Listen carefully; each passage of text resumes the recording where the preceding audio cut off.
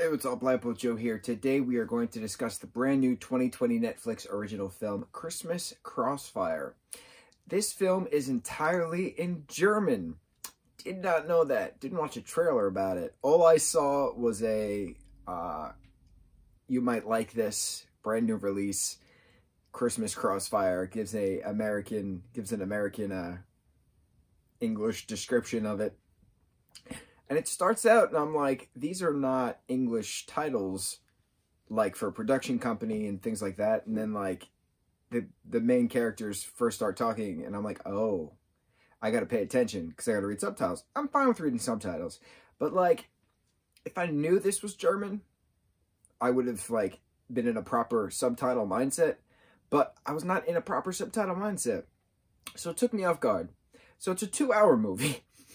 And the plot made no sense, and I made sure to read all the subtitles, so, like, it was strange. You have this one character, Sam, and he meets this character, Etta, in a bar. It's not explained why she's traveling with a suitcase and hasn't been home in 4 years, but whatever. So she then convinces him to skip a conference that he's supposed to be teaching at, because he's a assistant professor at a university, and go on this woodland excursion with her right before Christmas. So they do, and then they inadvertently come across this, like, mob boss execution scene that Sam tries to stop, and then Sam and Etta gets split, and then Sam winds up trying to save the guy, Rudy, who was about to get executed, and then, like, his van that he's living out of got stuck in the mud, in the woods.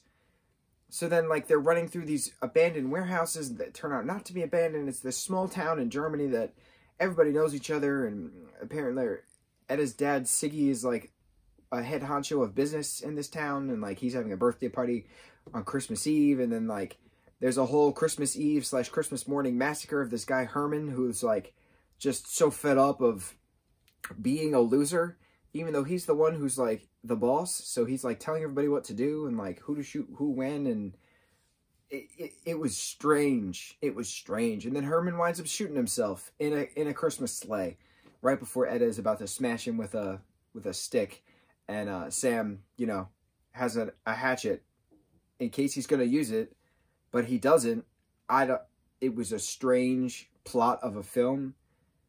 I don't understand what the point of introducing this character if you're going to kill them, and then the backstory of who's sleeping with who when. And I must say, the scene where the guy gets, you know, stabbed with the sword through the armchair, and it, like, comes out and he's bleeding. I thought that was a pretty neat scene, but it was strange. I mean, there were some English songs, like Christmas songs, but, like, I didn't care that it wasn't in English. I just care about the plot at this point. If I'm watching a movie, I want to make sure that the plot makes sense. This plot didn't really make sense. So, like, what's to happen with Sam? Is he going to go back to teaching at the university?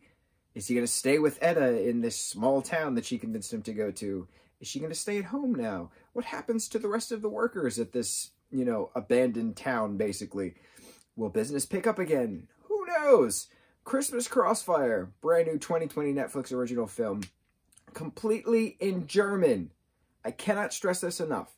Make sure when you watch this, if you are watching this, that you are in the mindset to make sure you read all of the subtitles, to understand characters and relations and who's doing what when and all of these things, okay?